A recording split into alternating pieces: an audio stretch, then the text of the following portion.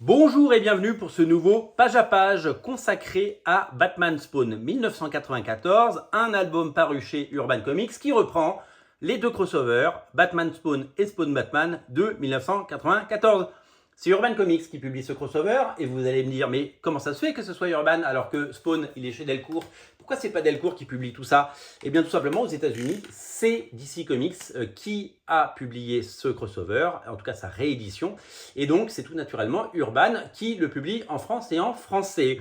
Il y a un accord global qui s'est fait avec Todd McFarlane et DC Comics. DC Comics publie ses comics et vend les droits à l'export, et Todd McFarlane a le droit de faire des figurines Batman, et il les fait très bien. Elles sont tout simplement magnifiques chez McFarlane Toys. Si vous ne les connaissez pas, eh bien je vous invite à le faire.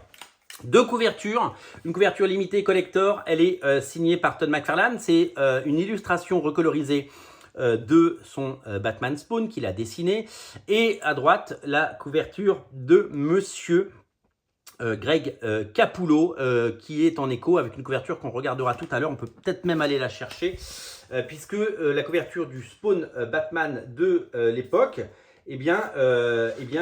reprenez ces codes-là. Voilà, la voici, la voilà. Elle est là, j'ai trouvé, je viens de perdre la page. Je retrouve la page, voilà. Donc ça, c'est le Batman Spawn, de Spawn Batman par Todd McFarlane. Et 20 ans après, hop, 30 ans après même, eh bien, regardez, quasiment la même couverture par Greg Capullo. Alors, on va regarder ensemble cet ouvrage et on va voir ce qu'il comprend. Nous sommes en 1994. Spawn existe depuis 2 ans. Todd McFarlane dessine la série principale. Il a fait une quinzaine de numéros.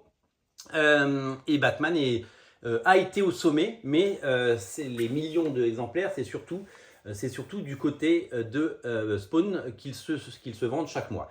C'est la grande époque Image Comics, les comics se vendent des millions d'exemplaires, et les vieux héros comme Batman, les X-Men et tous ces personnages, ils sont un peu dans les choux, parce que d'abord ils ont perdu les grands artistes, les grands noms, les grandes stars, et en plus, ils se retrouvent dans une situation où il n'y a plus de, ça manque vraiment d'intérêt de la part du public qui préfère aller chez Image Comics et faire découvrir les personnages. Donc du coup un accord est fait parce que Todd McFarlane il est malin, il a besoin d'asseoir la popularité et la légitimité de Spawn, donc il s'est dit faire un crossover avec Batman, ça va aider à faire connaître le personnage.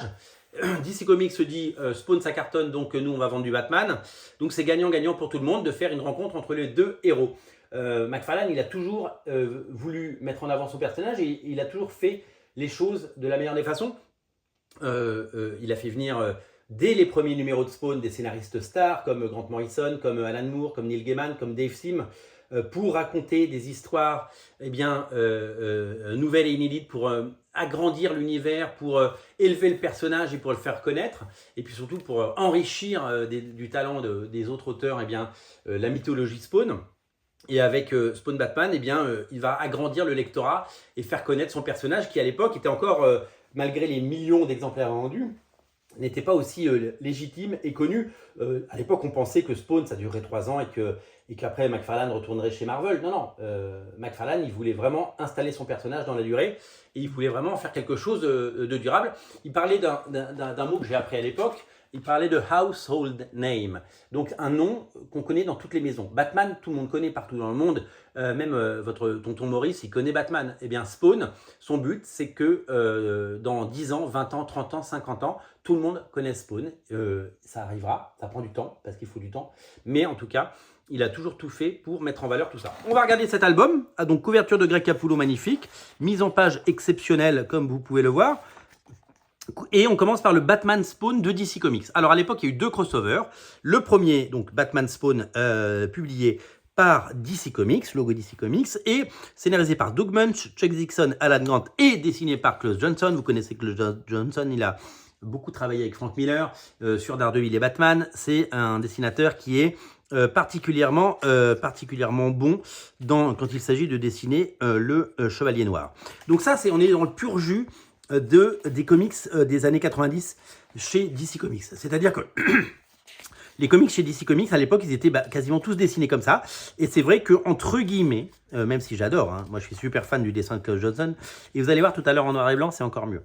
les comics manquaient entre guillemets de modernité. C'est-à-dire que il y avait le talent, il y avait les noms, mais on n'était pas aussi moderne et frais. Ça ne répondait pas aux critères que la jeunesse et que les fans de comics voulaient à l'époque. À l'époque, c'est Spawn qui cartonnait, c'est Wildcat, c'est Youngblood, c'est Cyberforce, c'est Savage Dragon, c'est Spawn. Et donc DC Comics a produit un comics à la DC Comics, mais avec Spawn, voilà. Donc finalement, on a un côté un peu old school et rétro de Spawn qu'on n'avait pas dans la série Spawn. Et c'est un combat, un crossover assez classique finalement qu'on nous propose, mais tellement chouette et tellement plein d'énergie. Ça, c'est un dessin fait par Greg Capullo en 93, rendez-vous compte, une pin-up qu'il avait fait à la fin. Et là, on attaque sur le Spawn Batman, donc lui publié par Image Comics, dessiné par Todd McFarlane en personne. Donc, il revenait sur Batman des années après, parce que son run sur Batman, c'est 88. Donc, quelques années après, 6 ans après, il revient sur Batman et il intègre Spawn dans cet univers. Et donc, c'est l'occasion de voir le premier combat et la première rencontre en fait entre les deux personnages. Todd McFarlane qui, après ces épisodes, a beaucoup moins dessiné, puisque après il a surtout supervisé, scénarisé, ancré, fait des couvertures pour Spawn. C'est un peu son champ du cygne sur Spawn à l'époque, et c'est tellement chouette de voir à quel point il a fait une magnifique rencontre. D'abord, c'est un plaisir de le voir redessiner du Batman, et puis ce crossover, il était incroyable, d'autant qu'il était scénarisé, et oui, par Monsieur Frank Miller. Il était scénarisé par Frank Miller en personne, qui avait déjà travaillé sur un épisode de Spawn dans le cadre de la série régulière. Et là, la rencontre avec Batman était complètement au sommet. Et à la fin, ils sont copains et ils volent dans les airs, bien entendu, comme dans tout bon crossover. Il y avait de l'énergie, il y avait du talent, il y avait évidemment ce dessin absolument impeccable.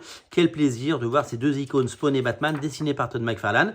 Et à la fin, il se prend un batarang dans le visage. Et ça nous donne donc la couverture variante. Et surtout, ce batarang dans le visage, si vous avez lu Spawn, notamment les épisodes de Greg Capullo, vous voyez qu'au bout d'un moment, il a une cicatrice au milieu du visage. Spawn avec un lacet pour faire le pansement, pour faire les sutures. C'était suite à ça. Donc si vous lisez Spawn chez Delcourt, et tout Spawn est disponible chez Delcourt, hein, faut savoir qu'il ne faut vraiment pas se priver et plonger dans Spawn. Et j'espère que les gens qui aiment Batman et vont découvrir Spawn grâce à ces crossovers, j'espère qu'ils vont plonger dans l'univers de Spawn. Et donc il y a un moment, Spawn il est normal, et puis dans l'épisode d'après, il a cette cicatrice. Et c'est pas forcément expliqué. Et on ne comprend pas trop pourquoi, parce que cet épisode est resté trop longtemps inédit. Et voilà qu'il est de retour maintenant, et c'est un véritable plaisir. Alors, une fois qu'on a fait les deux épisodes, on se dit, mais qu'est-ce qu'il y a d'autre dans ce récit? Urban Comics a eu la bonne idée de rééditer l'épisode de Klaus Johnson, mais sans les couleurs. Et là, pour le coup, autant je trouve qu'avec les couleurs de l'époque, parce qu'à l'époque chez DC Comics, ils n'avaient pas de couleurs informatiques, il manquait de modernité à tous les étages. Hein.